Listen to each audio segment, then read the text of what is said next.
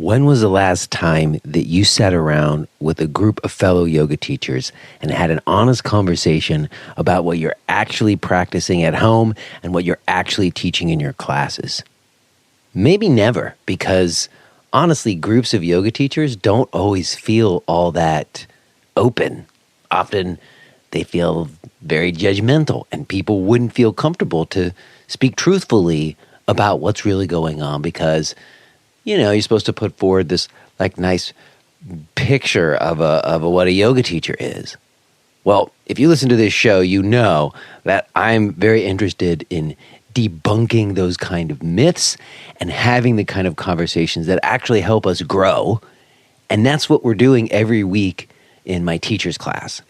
And one of the more recent conversations we were having was about how if you teach a vinyasa class, you get a whole bunch of people who show up. But if you want to teach something more contemplative and not so fitness oriented, well, then it's a struggle to get 2 or 3 people there. And what do? Do you teach what people want, or do you teach what your heart wants to communicate?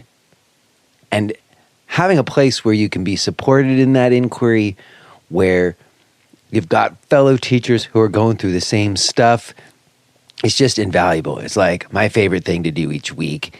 And if you're looking for that kind of support and community, then I think you might want to check it out.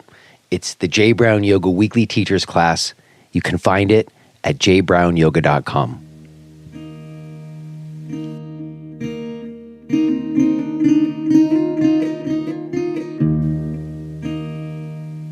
All right, here we are, you and me.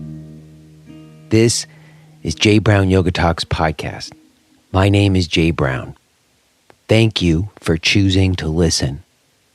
How are you? Yeah, I know. It's pretty fucked right now, isn't it? And forgive me for dropping an F-bomb all right here at the beginning. I'm sorry if your kid's in the car. But I have a feeling that my guest today, Michelle Johnson, won't mind. Given what I know about her, and you'll hear from our conversation, I think she's going to allow for me to have a little bit of outrage. And if you were listening last week, I was talking about some of my own personal tribulations, just my mundane shit that was going on and getting me down. And that's not what's getting me down this week. In fact, my week went much better. I'm doing personally just fine. Speaking of which, a number of you reached out to me after reading my blog post this month because you were concerned. Even some of my close friends, reached out and said, "Hey man, are you doing okay?" And I think that's because I wrote from a place of anxiety in myself, which I don't normally do. I don't normally allow for anxiety in my writing. I do in this podcast. I let my anxiety out in these intros all the time, as you know, but this month I just needed to let myself feel it. I needed to express this anxiety that I'm feeling. And last week it really was sort of an internal thing, like my own personal, as I said, shit. But this week it feels like the sky is falling or something. I mean, we're banning abortions? What the fuck? What the fuck is happening? Are we living in an authoritarian government? Sure seems like it. And I have these images from when I was a kid of Schoolhouse Rock and checks and balances in the government, and that doesn't really seem to be playing out so well right now. And, normally I don't bring politics into these talks so much, or at least not into these intros, because I'm not like a political science person. I don't have a lot of knowledge. I mean, I pay attention, but it's not like I would consider myself anyone who has anything that's worth hearing to say about politics necessarily. But I just feel like it would be almost ridiculous of me to try to just have my usual pleasantries today, given the state of things. So I just felt like I need to acknowledge that. And it is appropriate, given the conversation that I'm going to share with you today. I feel like I'm coming up against institutional injustice. And it breaks my heart. And some part of me wants to believe that humanity is benign and good, and that we would express care rather than hate. So it's very difficult to understand when I see the behaviors of so many others that they're just, I guess they're just trapped in fear, right? Oh man, see, this is why I never try to bring politics into this, because there's nowhere to go with it. It doesn't feel like there's anywhere to go with it. I feel like up against a wall. But it's perfectly appropriate that this is the way I'm introducing today's talk with Michelle Johnson, because that's what she's all about, is addressing this wall that I'm up against. And it's so intertwined, and it is about oppression in many regards. It's institutional oppression. And then people exploiting privilege, Instead of leveraging privilege to help people, it's like leveraging privilege to put people down more. Whatever group of people are being demonized. And as people who are yoga folks, people who listen to this show, I think the work that we do is utterly relevant, and it can't be separated out from it. And I'm not saying that it means we're all overtly political necessarily, but that it is utterly related. And we talk about that today, Michelle and I.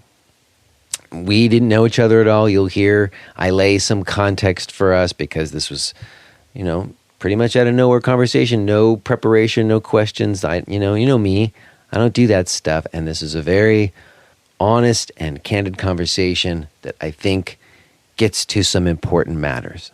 I'm very excited for you to hear it today. Now, before we do, let me say something about how yoga philosophy can affect a person's viewpoint and understanding in life, and how a study of the history and philosophies of yoga and the Sanskrit language can be a tool in that inquiry. If you're looking for some opportunities to have that kind of deeper study, I want to recommend that you check out today's sponsor, Yogic Studies. The founder of Yogic Studies, Seth Powell, has been on this show before. You can go back and listen to that episode. I was talking about it recently with Jim Mallinson, who was on. And I took Seth's course, The History and Philosophies of Yoga. You've heard me talk about it before if you listen to the show. I learned a lot from him. He's an excellent teacher. He has a gift for making things that are often kind of hard to grasp much more accessible. And I do think that that kind of study of the history and philosophies of yoga can be an invaluable doorway into the kind of contemplative understanding that I think is going to help us get out of the messes that we're in. So as a listener of the show, you can get a discount if you use promo code JBrown15, all capital letters. That's JBrown15, all capital letters. You'll get 15% off. Go to yogicstudies.com. Also, I would love to meet you in person, and I'm going to be out and about some, so let me tell you where I'm going to be. Australia, May 25th through June 2nd. Sydney is sold out, but there's still space in the Gold Coast and Melbourne. Australia, May 25th through June 2nd. I'm going to be in Rhinebeck, New York at the Omega Institute, June 16th through the 21st. And I'm going to be in Helena, Montana at the Feathered Pipe Ranch, August 17th through the 24th. You can find out about those gigs and more and all of the rest of my stuff at jbrownyoga.com. Okay, I think that's good. I really just want to get to it today. So I will touch base with you on the other side about this or that, who's coming on next week. But let's get into it. Let's listen to this conversation that I had with Michelle Johnson.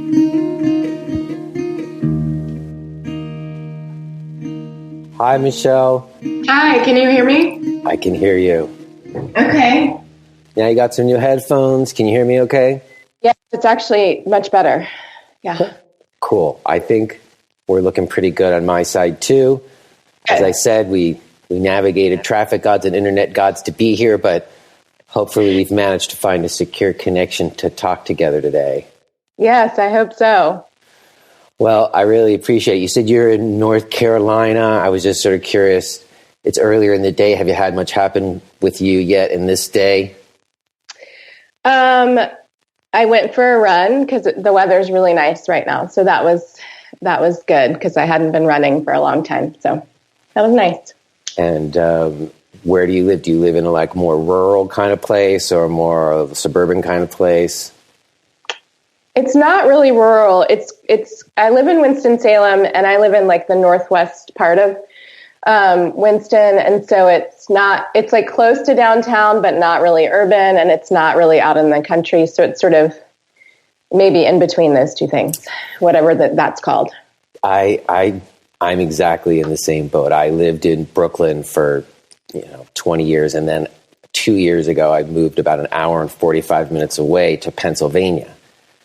So it's close enough to a city, and there is a little downtown, but I can also take a 10-minute walk and be on a trail. Yeah, that's nice. So it's sort of in between, and I'm liking it. I'm liking that different pace of life. Mm-hmm. You didn't always live in North Carolina, though. Where did you live before you were in North Carolina? Well, I actually lived in the Triangle, which in a town called Carborough, which is next to Chapel Hill, for about 20 years before moving to Portland, Oregon. And I lived in Portland last year. And then now I'm in the Triad, back in North Carolina, just a different part of North Carolina. But I grew up in Richmond, Virginia. So I was in Virginia for 20 years, went to grad school for social work in North Carolina, stayed for 20 years, went to Portland, and now I'm back. Oh, okay. Well, I heard you speak a little bit about your childhood, and I did want to ask you something about that. But, before I just launch into stuff, I feel like we've never met before. You were gracious enough to accept my invitation. I have no idea whether or not you've ever listened to this show before. And I want to talk to you about difficult topics that are uncomfortable to talk about. So I think maybe some amount of context might be a good thing for us. Yes, that would be helpful. Good. I want you to know, because it was just we had one sentence emails to each other before this happened. So I wanted to say something to you maybe first about what prompted or motivated me to contact you and ask you to talk with me. Okay, great. I started this show, it's almost 4 years ago now. And, when I started it, I didn't really think too much about what I was getting into. I just thought it would be really fun. And I wanted to hear conversations that I wasn't hearing. And I wanted them to be real conversations. And I wanted yoga teachers to be off their scripts.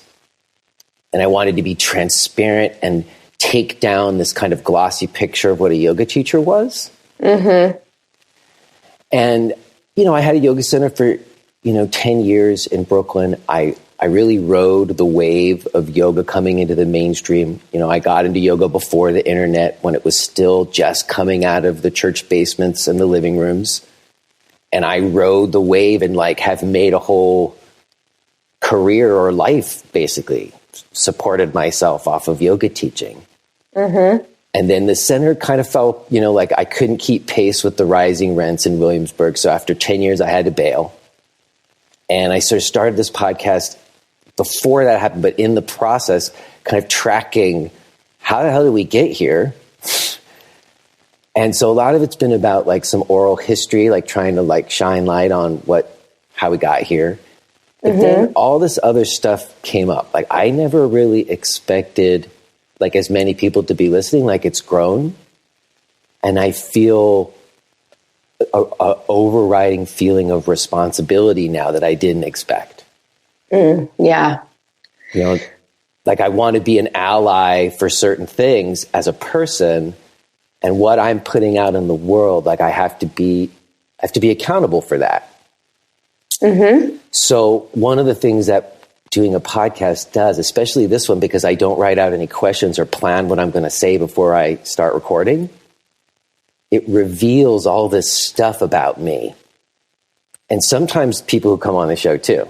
And a lot of people are into that. And I embraced it. And early on, it was very personal. It was like, oh, I don't listen very well and I interrupt people all the time. But then as I started to, and that part of that was also just like, there's this added pressure of recording. You know, I'm recording us right now. So some of it was like just wanting to have a good podcast. So there's some of that, but it was definitely also me not being a very good listener. Yeah. And then from there, frankly, we got into all kinds of conversations. I'm sure you're aware of all of the kind of institutional abuse in the yoga world and how a lot of it has been sort of spilling out, you know, on the tail end of the Me Too, renewed Me Too movement. So a lot of those conversations were coming up, and I came up against, you know, my privilege, my white male privilege and patriarchy, you know, where I've got people coming on and they studied with this guru who was also an abuser, and I buddy it up with them and I don't ask them hard questions, but I also want to be an ally of the victims. And then people call me out, and rightly so. So I came up against that, and I've been learning a lot. Karen Rain was one of the survivors of the Tabi Joyce abuse, and she came on, and it was a really important episode for me. After I recorded with her like this, she asked that we record again where she gets to ask me questions. And she kind of held me to account for episodes I've had in the past and why I didn't ask the questions that ought to have been asked. And it was very uncomfortable, and I got defensive, but I like caught myself getting defensive. And I said, wait a second, I don't want to do that. And I put it all out there for everybody to hear. And then there was a lot of interesting sort of blowback. A lot of people were upset with her. They felt like she was attacking me. And I was like, no, you don't understand. I invited her to do that. And she's not attacking me. And so anyways, this is a little bit of a long-winded way to get to it, that having grappled with that more recently, I can't remember her name. It's killing me that I didn't write it down. But I heard a woman speaking, and she basically said, they were talking about racism. And she said, you can't talk about racism without talking about patriarchy. And then more recently, I'm sure you saw this video of this student up in Columbia University or whatever getting profiled and harassed at the student union or whatever. And then, you know, I'm just like looking at the archive of this show, and it's the lack of representation of color is glaring. And, you know, a year and a half ago, someone criticized me on it, and I did like make an effort of sorts. I like made a list of all the teachers of color I knew. It was probably about 20. I reached out to maybe half or more, and I had like maybe 3 episodes, and those are the 3 episodes that I have. And I don't know. I felt like I feel like talking about race feels even harder to talk about than patriarchy for some reason. I'm not sure why. And then I brought this all up in a teacher's class. I do a weekly teacher's mentor meeting. And I'm happy to say that the makeup of that meeting is like more diverse than the archive of the show. Good. And I mentioned it, and someone brought up your book. They're like, oh, you got to read Michelle Johnson's book, Skill in Action. And so I picked it up. I've gotten through some of it, but I didn't get through all of it as I hoped prior to this moment. But all of this is just to say that I feel like I want to have a conversation about race today. I want to have a real conversation. I want you to feel comfortable to call me out if I misstepping. We've never met, so I just want to feel like we could have a real conversation. You wouldn't feel censored at all. Yeah. So from that, I guess I'm curious. I heard you mentioned you grew up in Richmond, Virginia. I have in-laws in North Garden, Virginia. It's not so far from there. Yeah. And I've heard you speak about that you had a biracial brother, and that you came up in a family that had like a lot of, I don't know how to say it, issues of race kind of baked in, but it wasn't necessarily talked about. And that you went to a school that was mostly white. And I'm wondering, having read some of your book, have you talked with your family since then? Yeah. My mother, I gave her my book after it came out, and she read it, and I wasn't sure she was going to read it. I knew she was like proud of me, and I kind of thought she would read it, but I just wasn't sure. And she read it, and she shared the book with her Bible study, and I gave her like 20 copies, and she just handed them out to people. And part of that was being proud. Part of it was her reading my story and my perception of her in the story and our family. And she said she just got to experience a different perspective.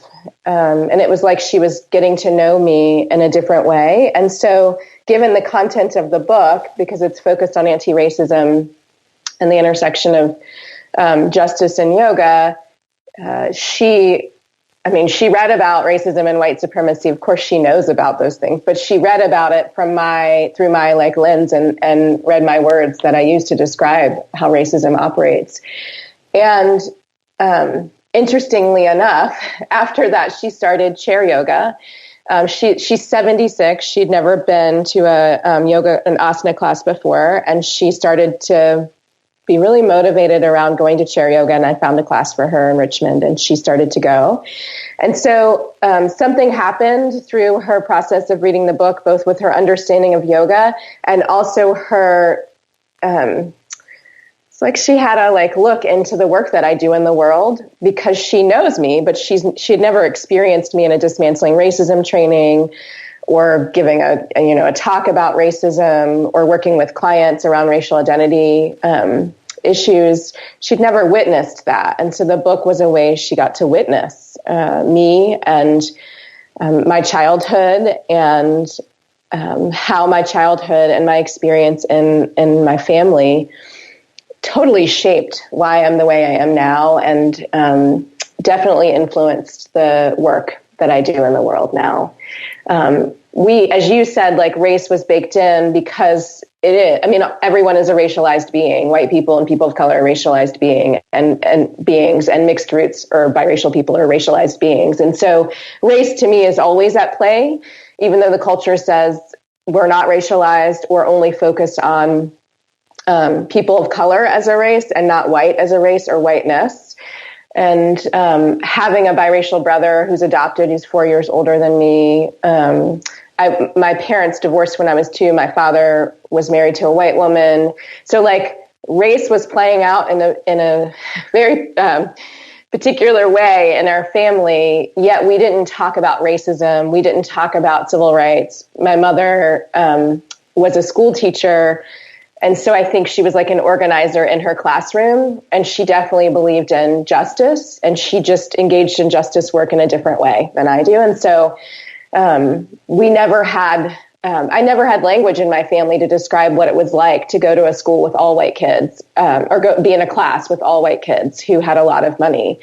I didn't have language to describe institutional racism, and my mother wasn't talking to me about that. And I knew my brother's experience was different than mine because he's biracial and adopted, but we never talked about that either. I just knew he was biracial, and I knew he was adopted, but I didn't know anything beyond that. So there was some silence around race and how it was affecting us individually, and then as a family, and then our extended family as well, which I always thought was interesting. Why aren't we talking about what's happening around us? Which I'm sure led me just to be I'm going to write about what's happening, and I'm going to share it. And it's resonated with people from what I can tell. It's resonated with a lot of people. It's like a truth that has not always been centered, especially in the yoga world, around exclusion and inclusion and how to create equity and justice. Well, the direct conversation about it does seem to me maybe a little bit generational, like something like a dismantling racism training.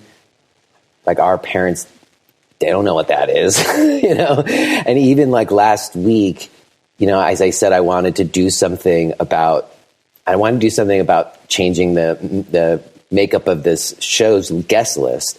And last week I spoke with Jana Long, the head of the Black Yoga Teachers Alliance. And we went through the whole history of yoga in the Black community. We talked about Black theosophists and Noble Drew Ali. And, you know, we tracked a lot of stuff. And we did talk a little bit. I mean, we talked about racism some, but we didn't talk about it as like systematic, institutional in the way that you're writing about it.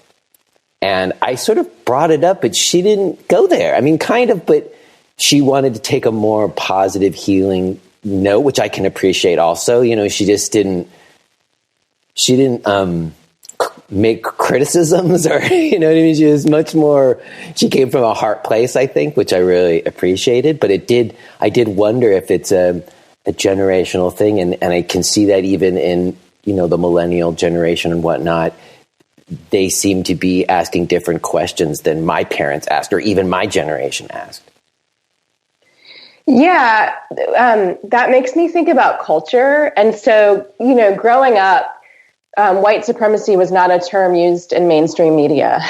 People of color was not a term that was used in mainstream media or in the educational system, right, as I went to school. Like, these are terms that I didn't hear. And so I think there's something about shifting culture and how that shapes the language we use, the experience we're having, like how we describe what it means to be a person of color, what it means to be white, what it means to be biracial. And so I do think it's generational, and there may be different reasons for that. I also think it's cultural. Like, I think the culture has shifted because when I turn on the TV, sometimes the news reporters talking about white supremacy, that is like a term I never heard before Trump actually was elected, as much as I hear it now. Right, but doesn't it often, when you say white supremacy, like people think of Nazis? Actually, just today, there's a headline of a white supremacist who was put to death in Texas, if I'm not mistaken, for that very famous case where he dragged a person by the car. I'm forgetting names, but just today, that person was put to death in Texas. And the headline wrote, "White supremacist put to death for killing this person."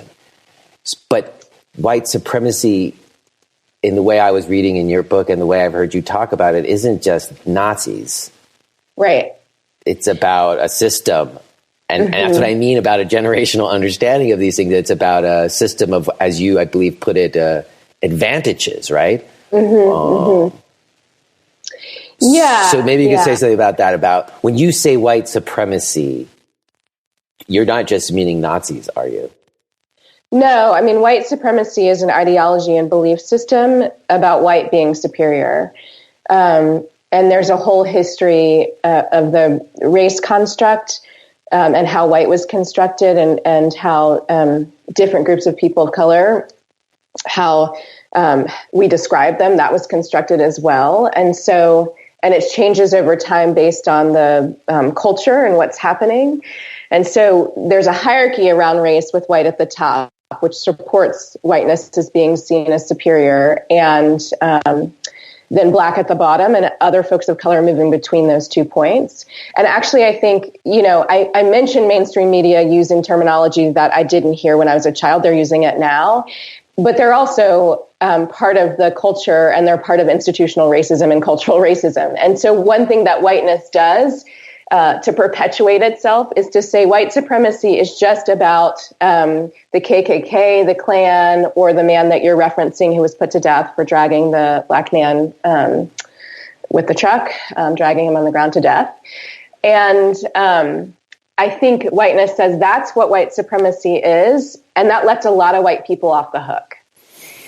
So I think that's how it functions. And I think, while I think we've had cultural shifts, I'm not sure, like, media or other institutions that they're prepared to actually look at white supremacy as the air we're breathing in, the water we're drinking, like that it is all around us. And our work is to figure out how are we implicated in this system?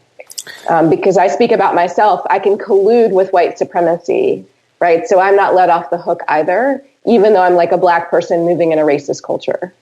You see, this goes to something important, because not so long ago, if I had heard you say what you were just saying about white being at the top, I think I would have had like a kind of a reaction to that. And it's happened other times in this podcast where I've always thought of myself as a very thoughtful, progressive person.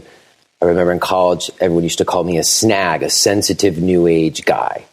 And I've always felt like I wanted to be part of the solution in terms of justice in our world. And so when someone says that, I feel like, but I'm doing everything I can or whatever. I'm trying to be that kind of person in the world. However, as I mentioned recently, I wanted to get more people of color on the show. And I put together this big list, and I wrote to a bunch of people, and I'm recording these episodes. And I mentioned to my wife that I was doing this. And I'm not calling her out because I thought the same thing that she thought. And I told her, I said, I'm going to put out these episodes. And she said, oh, are you going to put them all out in a row? Would that be weird? So like, if I put out several episodes in a row with Black yoga teachers, that's a thing.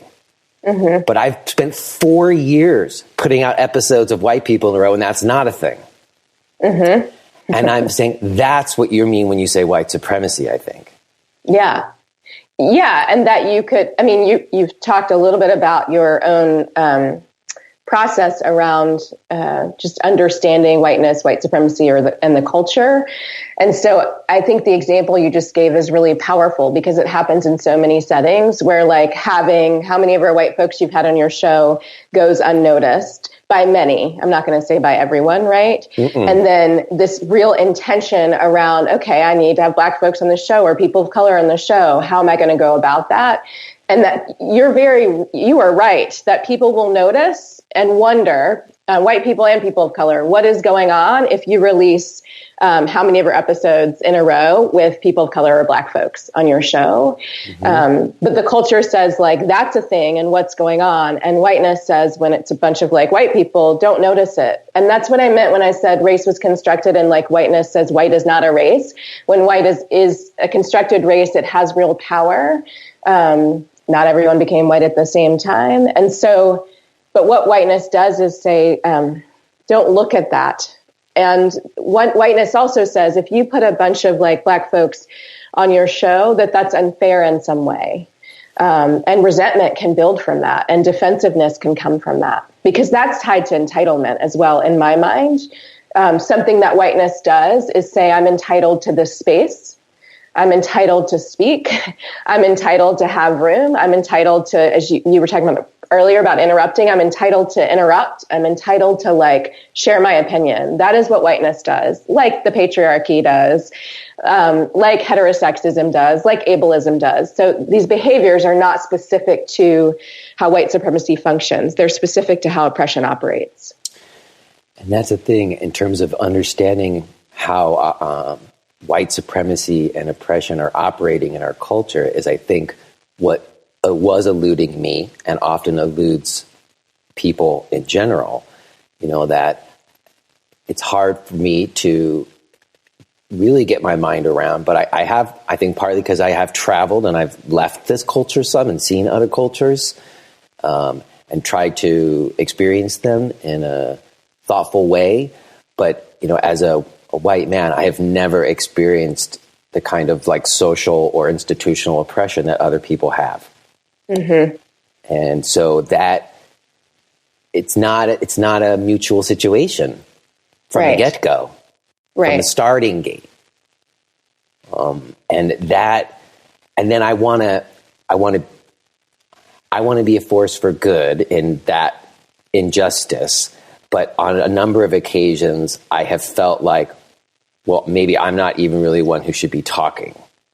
Like, other voices need to be heard, not another white dude who didn't have to face any oppression. So I don't know. I feel like that's that makes what I don't always know what to do with that. I guess what I'm saying, I don't always know what to do with that. I still want to feel good about expressing myself and creating and doing things. But I guess that the case is being made that in doing so, I'm taking up the space that other people would be occupying.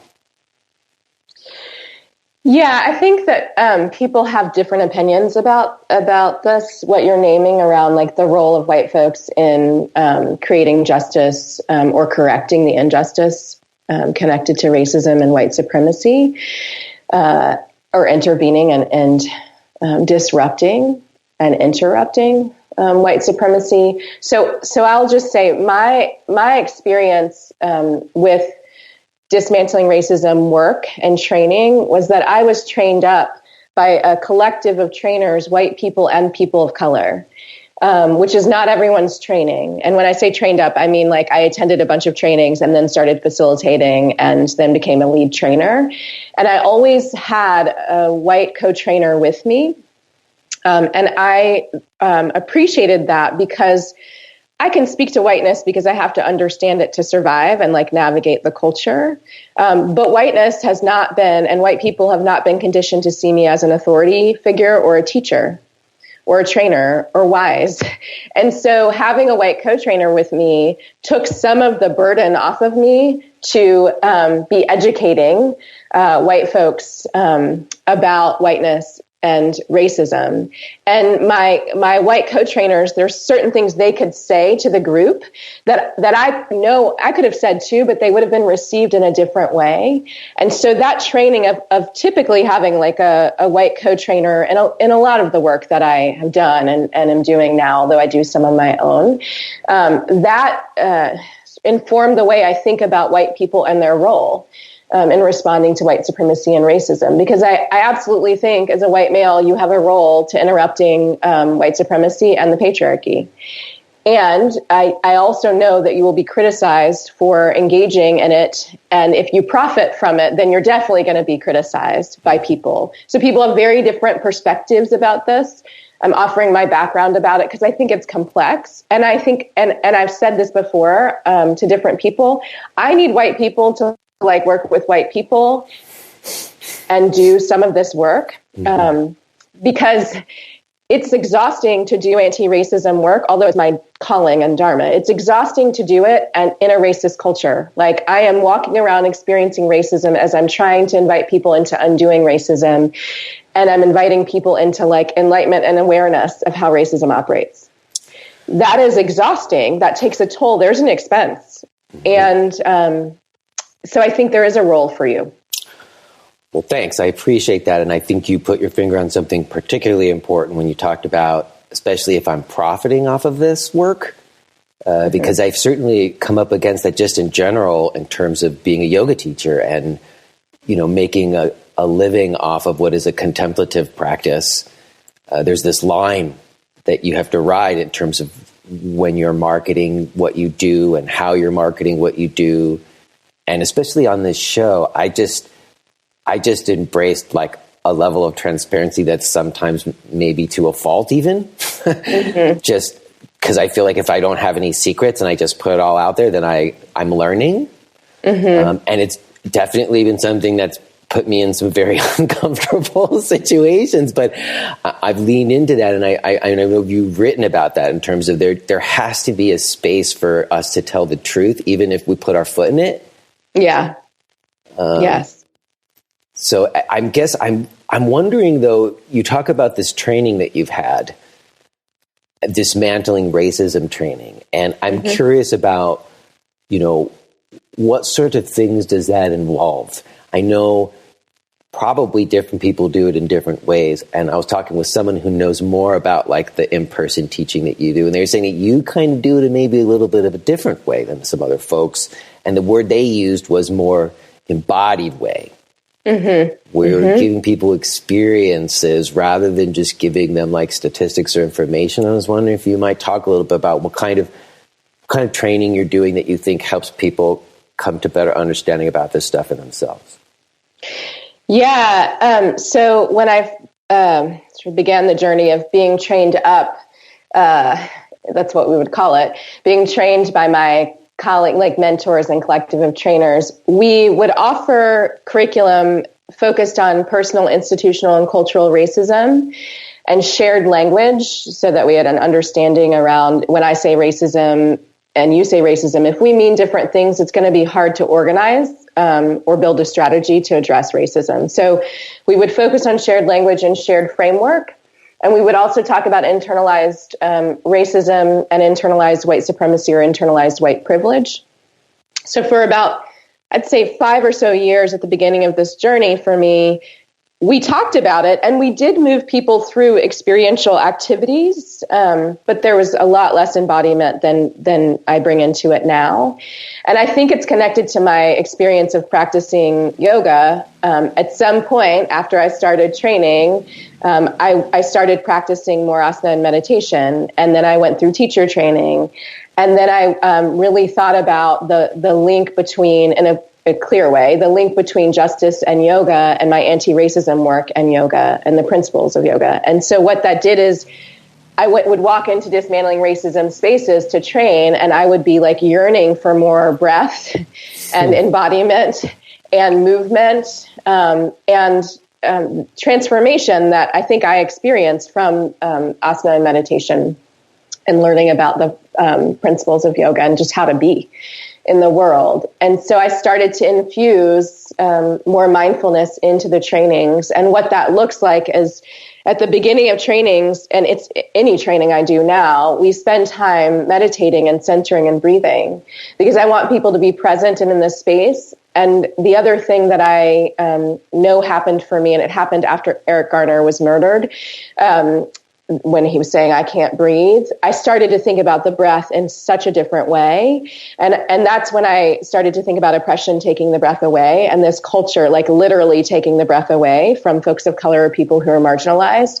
So the trainings began with the breath.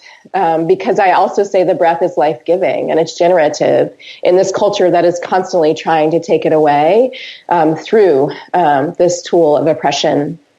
And then throughout the training, when we're developing shared language and framework, there's some embodiment of the words, like embodiment of racism and white supremacy and advantage and oppression and system. And so typically I invite people to define the word, like do it from your intellect, and then move into your body or make a shape with your body that expresses the definition of this word. And that for people like, I mean, imagine embodying white supremacy, like being in the group that gets that word and they have to embody that some way, right? Yeah. That's a deep experience for people. Well, I guess that's what I'm kind of getting to is how do we get, I mean, I teach very simple breathing and moving practices, and I feel that it has profound effect.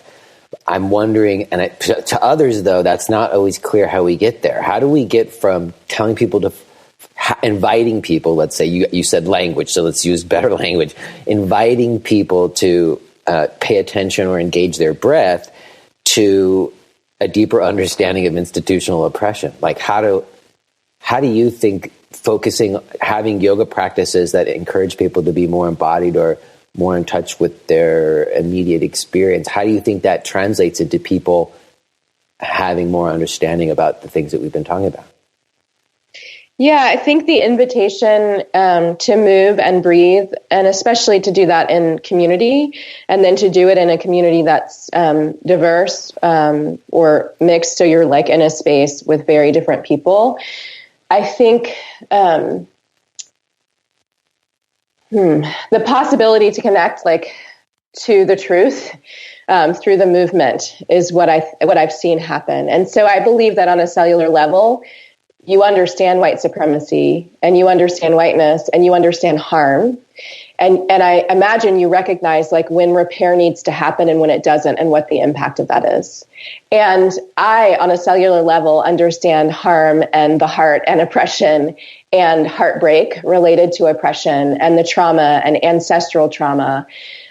Given my privileged identities, I understand like entitlement, when I feel like I'm deserving of something. Of course, race complicates that, and it's the most salient identity I embody. Like for me, it is. So I think there's this invitation to move and breathe and reconnect to the truth, like what we know on a cellular level, but what we've been conditioned to not remember.